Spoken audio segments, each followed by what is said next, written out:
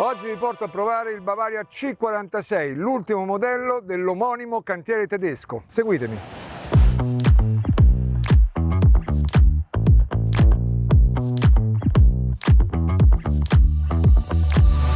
14,50 m x 4,70 m, queste le dimensioni del Bavaria C46, l'ultimo modello dell'omonimo cantiere tedesco. Bavaria C46, una barca secondo me molto interessante, una barca che gioca molto sull'equilibrio, una barca particolarmente equilibrata.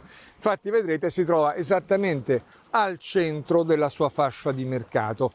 Bavaria è un nome che esiste, adesso non so quando è nato, ma è nato tante decine di anni fa, e quando io ero giovanissimo era considerato uno dei più grandi, se non il più grande cantiere di costruzione di barche a vela esistente al mondo. Voi pensate che prima della grande crisi del 2008 questo cantiere era arrivato, aveva superato le 3.000 unità l'anno, che era un numero che nel mondo della nautica ancora oggi è un numero assolutamente strabiliante. Poi proprio con la crisi del 2008 ci sono stati dei problemi, dei cambi di proprietà, il marchio è sceso un po', finalmente qualche anno fa è subentrato un fondo di investimento industriale, non finanziario, per cui attento al prodotto, e ha rilanciato completamente il cantiere, creando una gamma che oggi credo sia veramente molto interessante. La gamma Bavaria è stata disegnata da Maurizio Cossutti, un progettista italiano che nasce nel mondo delle regate. Maurizio ha fatto un'operazione molto intelligente che io non ho visto su altre gamme. Lui non ha fatto un disegno di base e poi l'ha ripetuto in tutti i modelli, no. Lui per ogni modello, in relazione alla sua grandezza, ha creato una barca con delle caratteristiche proprie. Per cui abbiamo i modelli più piccoli che sono più performanti. Perché? Perché in quel caso fare delle regolazioni, giocare con le vele, fare alcune manovre che solitamente comportano della fatica fisica, in quel caso sono alla portata di tutti, perché la barca non è grande. Poi piano piano che si sale e piano piano che salgono le superfici veliche, come in questo caso 115 metri quadri, allora lì la performance deve cedere un pochino il passo alla facilità d'uso, al fatto che io non devo faticare più di tanto, che andare in barca a vela deve essere un piacere, specialmente per chi vuole andare in barca a vela con la famiglia. Questo è il caso, e questa è l'operazione bellissima che ha fatto Cossutti. Una caratteristica specifica per ogni barca secondo le sue grandezze, per adattarsi perfettamente all'armatore che compra quella barca. Il Bavaria C46 si inserisce nella fascia di mercato 46-48 piedi. In questa fascia ha due grandi antagonisti. L'Oceanis 47, che è stato presentato al Salone di Genova 2025, che è la rivisitazione completa dell'Oceanis 46.1, bellissima barca, e dall'altra parte il Dufour 48, barca ex nova, completamente nuova, anche questa una bellissima barca. Come vi dicevo, Bavaria è sinonimo di equilibrio, e infatti questa barca si colloca proprio al centro per tutte le sue dimensioni, tranne una che vi dirò tra poco. Le lunghezze più o meno sono le stesse, però il peso è a metà, è 12 tonnellate e 700 contro le quasi 14 tonnellate del Dufour e le quasi 10 tonnellate dell'Oceanis 47, 115 metri quadrati di tela, come vi dicevo prima, 49,50 metri di fiocco avvolgibile e 56 metri quadrati di randa classica, non avvolgibile, randa classica, esattamente al centro tra i pianivellici delle due barche. L'unico numero dove non è al centro ma che surclassa tutti quanti è sul pescaggio. Il Bavaria C46 ha il pescaggio più profondo di tutti quanti, e qui si vede l'anima di Cossutti.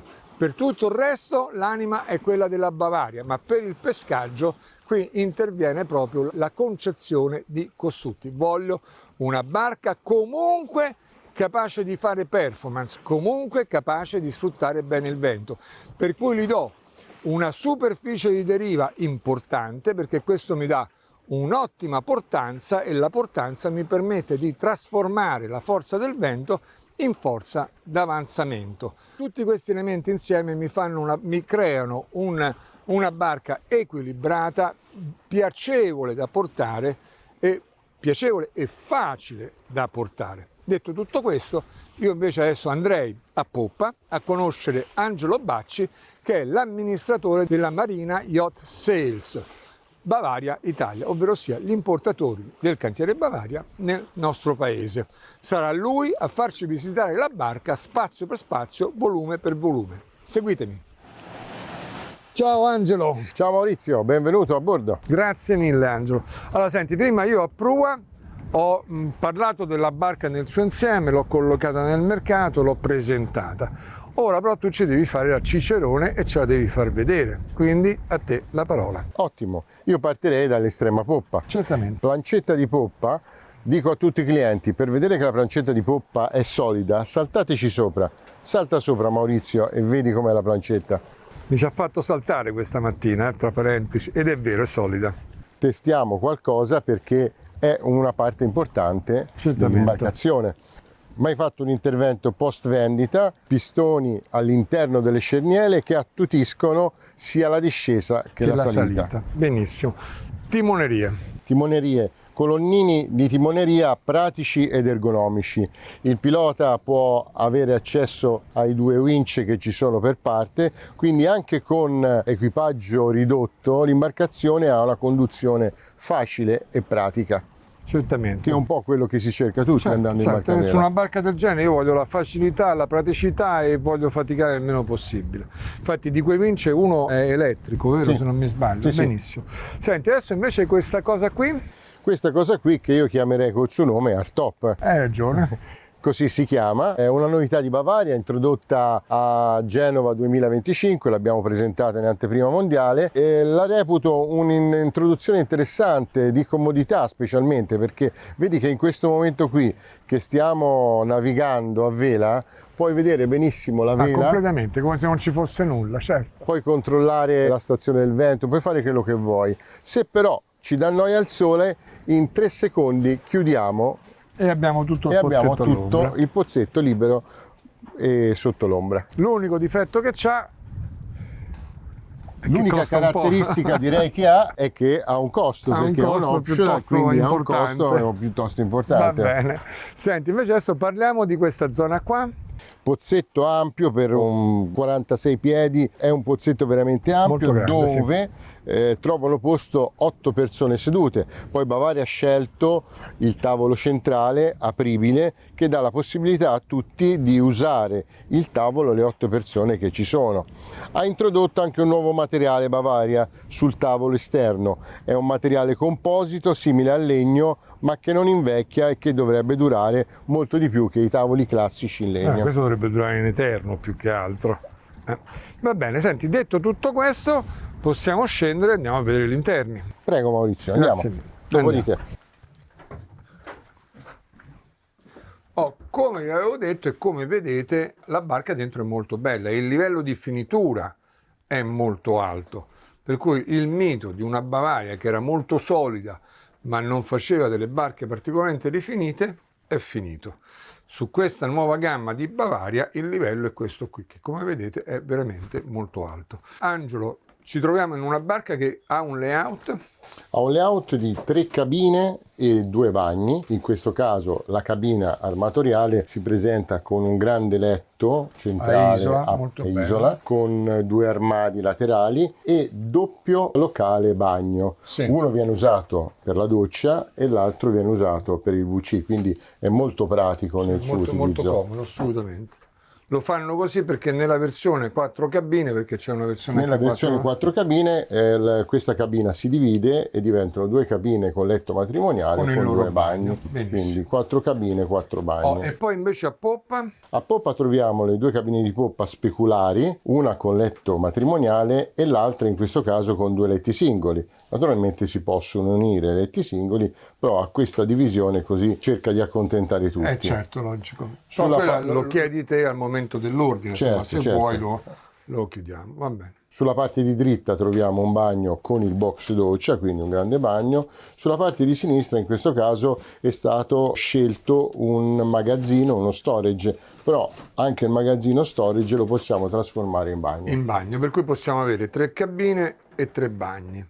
Oppure come qui 3 cabine, 2 bagni, o ancora una versione 4 cabine con 4 bagni, cioè ogni cabina ha il suo bagno. E invece qui in dinette questo è il grande divano AC trasformabile, il tavolo si abbassa elettricamente e questo diventa un grande letto matrimoniale, un enorme letto matrimoniale. E poi abbiamo questa cucina AC che è molto grande lo stesso. Cucina AC grande con grandi spazi sia di stivaggio che di lavoro, perché ha un grande piano di lavoro con un frigorifero combinato in acciaio tra frigorifero e congelatore.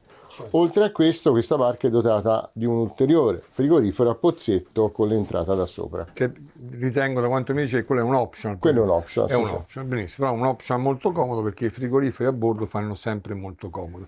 E poi abbiamo un grande tavolo da carteggio. Ora, prima di terminare questa parte, io vi volevo puntare la vostra attenzione su 2 o 3 particolari che vi fanno capire di che livello è questa barca e soprattutto vi fanno capire che questa barca è stata pensata da velisti, da gente che in mare ci va veramente. Cominciamo dalla sala macchine.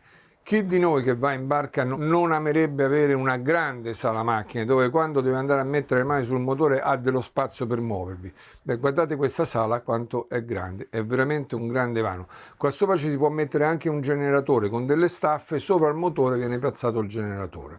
Poi abbiamo invece qui, solitamente in questa zona, il fondo dei mobili è un pannello unico che va da là a qua, il che vuol dire che se io voglio arrivare allo scafo devo smontare tutto.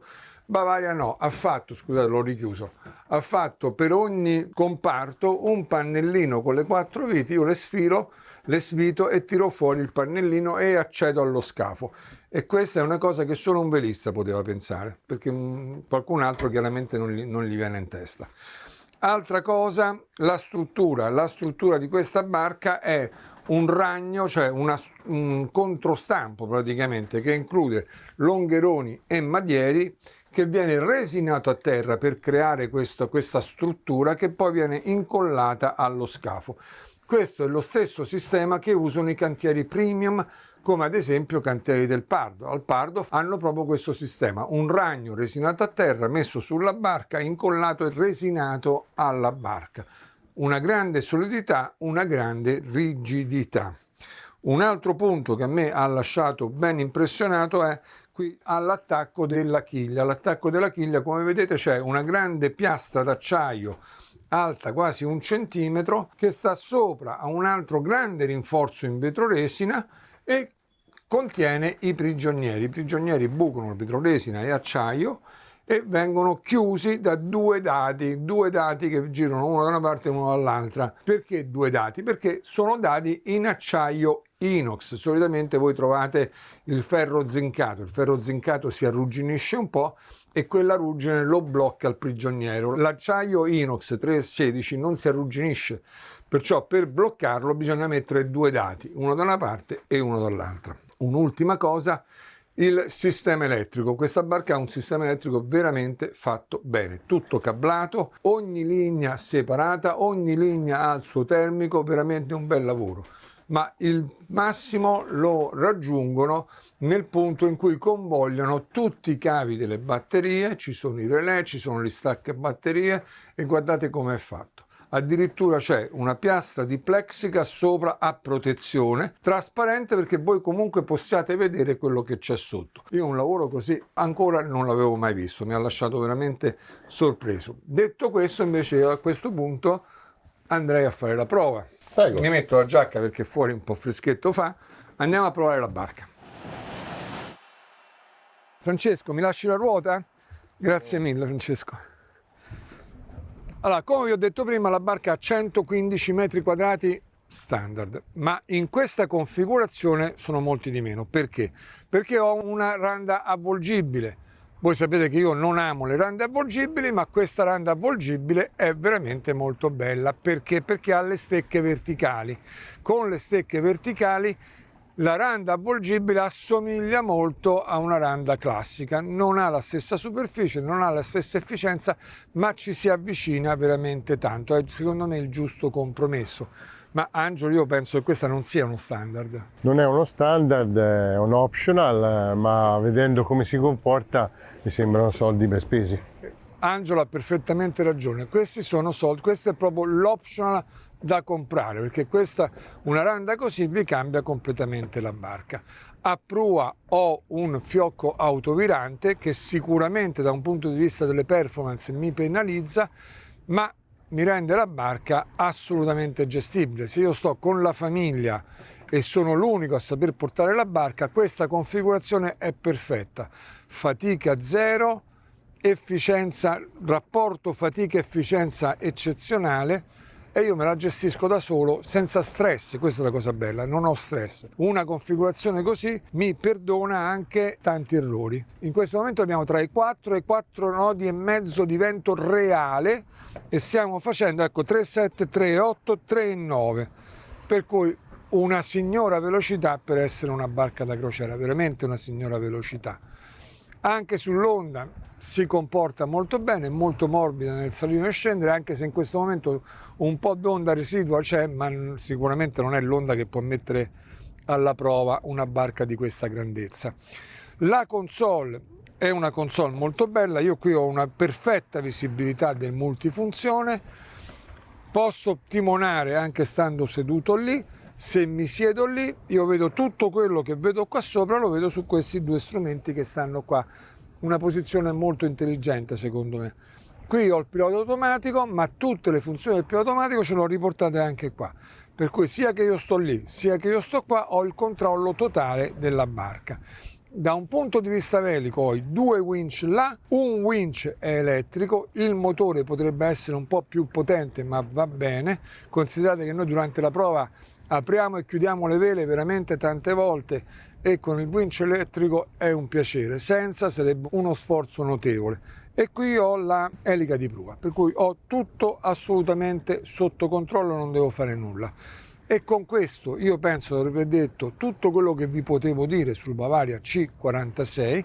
Ringrazio Angelo per la consulenza che ci ha voluto dare, per l'aiuto che ci ha voluto dare.